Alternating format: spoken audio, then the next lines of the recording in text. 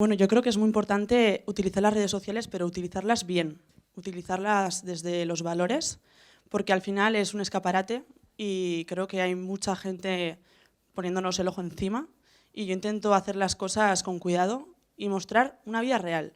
A mí no me gusta enseñar cosas que, no sé, a veces en el mundo de los influencers se dice que somos un poco...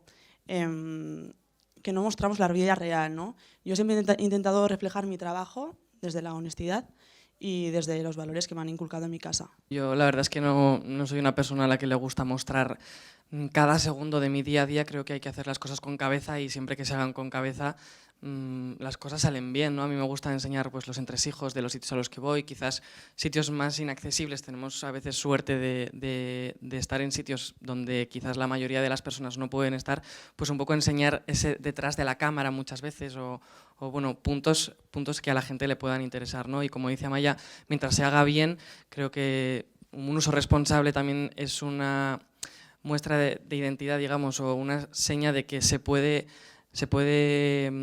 hacer un buen uso de las redes sociales también, sobre todo a la gente más joven incluso que nosotros, que todavía pues quizás llegan, igual muchos saben más que nosotros, todo hay que decir, pero que sobre todo se haga un uso responsable y que haciendo ese uso responsable se puede llegar a conseguir cosas interesantes, ¿no? Como incluso en mi caso lo ha sido al menos, se puede llegar incluso a conseguir trabajo, se puede pues llegar a mostrar tu realidad y tu música, ¿no? Por ejemplo en mi caso, ¿no?